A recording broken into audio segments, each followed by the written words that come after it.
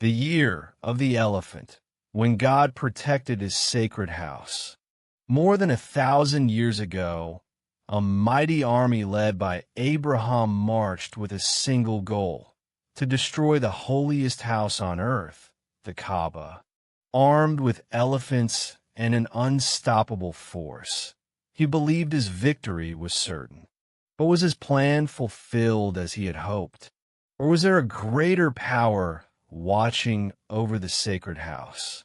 Let's travel back in time to witness how Allah defended his sanctuary.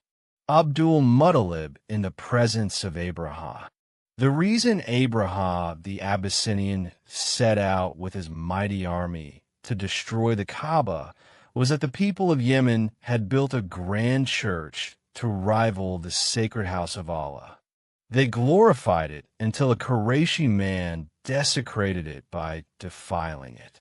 Enraged, Abraha swore to demolish the Kaaba and brought along an elephant to aid in its destruction. His plan was to attach chains to the Kaaba's corners, tie them to the elephant, and have it pull the walls down. When the Arabs heard of his advance, they were deeply alarmed, but none could stand against his massive army. Abraha's arrival near Mecca. Abraha sent his envoy, Hunada al-Himyari, to Mecca, ordering him to summon its leaders and inform them that the king had no intention of waging war unless they resisted his plan to demolish the Kaaba. Hunada met Abdul-Muttalib ibn Hashim and relayed Abraha's message. Abdul-Muttalib responded, "By Allah, we do not wish to fight him, nor do we have the power to do so. This is the sacred house of Allah and the house of his friend, Ibrahim. If he wills to protect it, he will do so, and if he leaves it, then we have no means to defend it." Hunada invited Abdul-Muttalib to meet Abraha. Upon seeing him, Abraha was struck by his dignified presence. Abdul-Muttalib was a man of imposing stature and noble appearance. Abraha descended from his throne and sat beside him on the carpet. Through a translator, Abraha asked, "What is your request?" Abdul-Muttalib replied, "I ask the king to return my 200 camels that his army has taken." Abraha, astonished, said, "I was impressed by you when I first saw you, but I have now lost my admiration. You speak to me about your camels and say nothing about the house that is the faith of your forefathers, which I have come to destroy." Abdul-Muttalib firmly replied, "I am the lord of the camels, but the house has a lord who will protect it." Abraha retorted, "It will not be able to resist me." Abdul-Muttalib responded, "That is for you to decide."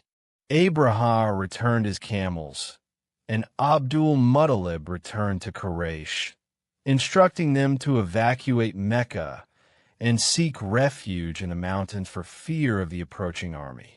Then he went to the Kaaba, grasped its door ring, and, along with some of Quraysh, invoked Allah for aid. "O Allah, a man defends his own property, so protect your house. Let not their cross and their schemes ever overpower your might." The elephant's defiance and divine retribution. At dawn, Abraha prepared to enter Mecca, readying his war elephant, Mahmud, and mobilizing his troops. However, as they directed the elephant toward the Kaaba, it knelt down and refused to advance. They struck it, but it would not move. When they turned it toward Yemen, it ran swiftly. When turned toward the Levant or the East, it moved eagerly. But whenever it faced the Kaaba, it knelt again. At that moment, Allah's punishment descended. A flock of birds emerged from the sea, resembling swallows, each carrying 3 stones. one in its beak and two in its claws. These stones, the size of lentils or chickpeas, struck the soldiers, piercing them entirely, causing them to perish instantly. The army fled in terror, but Allah's punishment continued. Some were destroyed immediately, while others collapsed piece by piece as they fled. Abraha himself suffered a slow, agonizing demise, his body disintegrating until he died in Yemen. A divine lesson and Quranic reminder.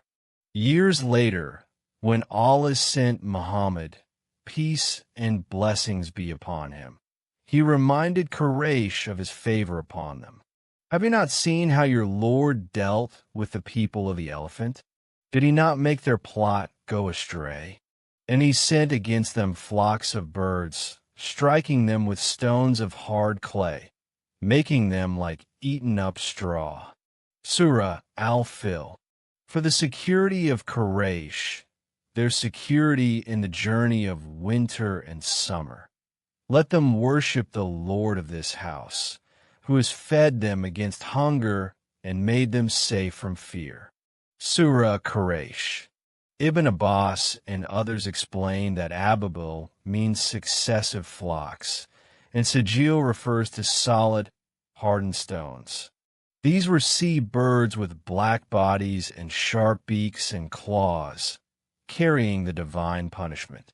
As Ubayd ibn Amir narrated, Allah commanded these birds to hover over Abraha's army and release their stones.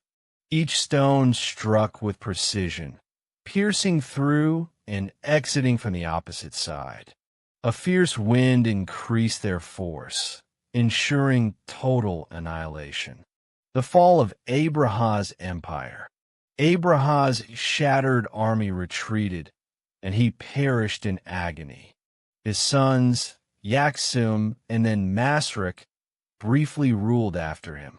Eventually, Sef ibn Yazan sought Persian aid and expelled the Abyssinians, restoring the Yemeni kingdom. The Prophet's reference to the event. On the day of Hudaybiyah, when the Prophet, peace and blessings be upon him, approached Mecca and his camel knelt, people said, "Al-Kaswa has become stubborn." He replied, "It has not become stubborn, nor is this its nature, but he who restrained the elephant has restrained it. By Allah, if they ask me anything that glorifies the sanctities of Allah, I will grant it to them." And on the day of the conquest of Mecca, the Prophet, peace and blessings be upon him, declared, "Indeed, Allah prevented the elephant from entering Mecca, but has allowed his messenger and the believers to enter it. Today, its sanctity has returned just as it was yesterday. Let the present inform the absent." A timeless lesson. This is the story of the people of the elephant, Allah's divine protection of his sacred house. No matter how prolonged or severe oppression may be, relief and victory from Allah are inevitable. It teaches us that Allah delays but never neglects justice. The tyrants may rise, but their downfall is certain.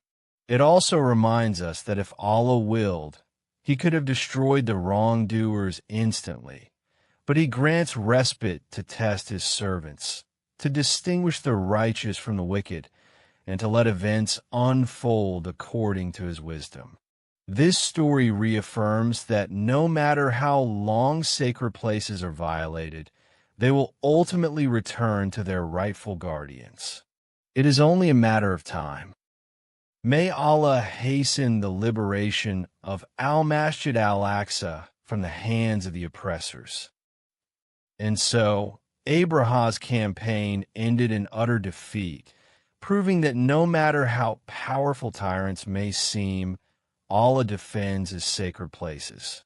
This story is a timeless lesson that oppression never lasts and that Allah's victory is inevitable.